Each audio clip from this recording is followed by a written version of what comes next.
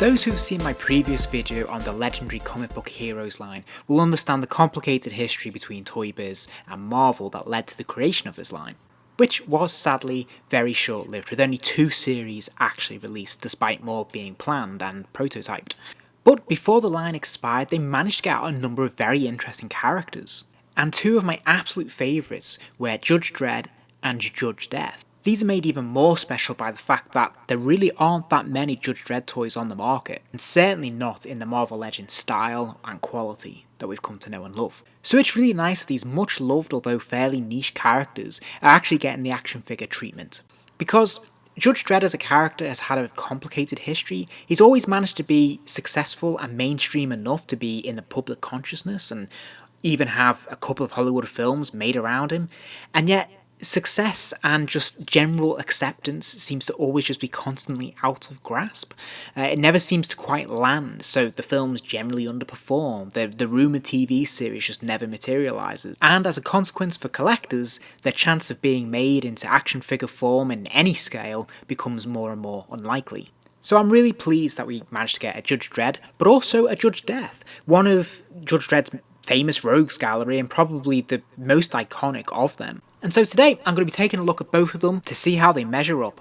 First up we have Judge Dredd himself. As you can see, the presentation of this figure is really nice. The colours they've decided to go with are comic accurate, but also they're vibrant enough to be colourful and interesting, but muted enough to feel realistic to his world. This figure is absolutely loaded with so many tiny little details that are just really effective and just really nice to discover. I really like that his badge is actually sculpted on there, it's not just painted on, and that they have taken the effort to actually paint in Dredd in a separate colour. I think that's really effective. I love the colours on his belt, and I love the attention to detail on his belt there, it just looks fantastic. It's also the fact that there's 2 washes of blue on his uniform. You can see a lighter blue and then a darker blue over that. It just creates that extra level of texture and it's just really effective. I love the paint apps on this thing. I love how there's actually like a sort of metallic wash there in the gold paint, so it kind of sparkles a little bit. And I think the head mould is very well executed. Of course, you cannot remove the helmet, which is entirely appropriate for this character, but I think they've managed to capture the essence of the character right here, just in the chin and that visor there, just spot on. Likewise, I absolutely love the mould of the eagle on the shoulder and all the detailing on the boots there. And I love that he has a leg holster for his weapon as well. And that he has a secondary holster on the back of the belt in his back so he can hold a much larger weapon. I think that's really cool. But as if that wasn't enough, he also has a knife on his other boot. And again, it is removable and it just looks great. I mean, what a cool little extra to have. So how does he fare in terms of articulation? Well, he can move his head side to side thanks to the ball jointed neck. He cannot spin it all the way around because it is hindered by that big shoulder pad there. He can move it up and down very slightly, but not a great deal. Now, you might be concerned that he won't be able to get the most out of his ball jointed shoulders because of those big shoulder pads. Certainly there's a little bit of restriction there, but I think he can still get his arm up a really good distance there, as much as you're going to want it to. And it works with the mould, which is great.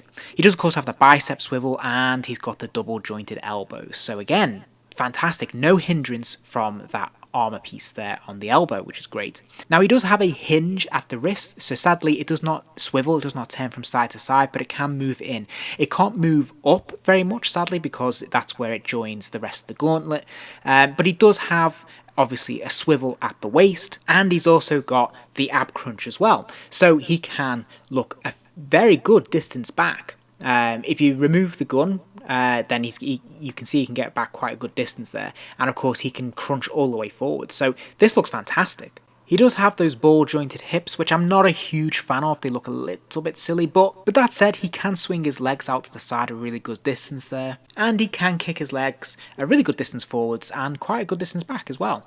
He does have double jointed knees, which is fantastic. Again, the kneecap pads there are no hindrance, which is brilliant, and he has an ankle pivot as well, so he can move that from side to side and he can move it up and down with very little restriction, and he also has the toe articulation as well. In terms of accessories, he comes with that knife that we saw, a deluxe gun, and of course his lawgiver as well. And I think this is absolutely more than enough for Judge Dredd. He's got tons of potential for different dynamic poses, different looks with each of those weapons, and yeah, I think, you know, he looks really dynamic, and whatever you do with him, he's a really good looking, really interesting figure. Next up, we have Judge Death. Again, in terms of the overall presentation, this is fantastic. I mean, this is a completely unique mould. I don't think this has ever been used on any other Marvel Legends figure that I'm aware of. It is perfect that you've sculpted it just for him, and I love all the extra details they've added on there. Obviously, he is a parody of Judge Dredd, and this is, wow, really well executed.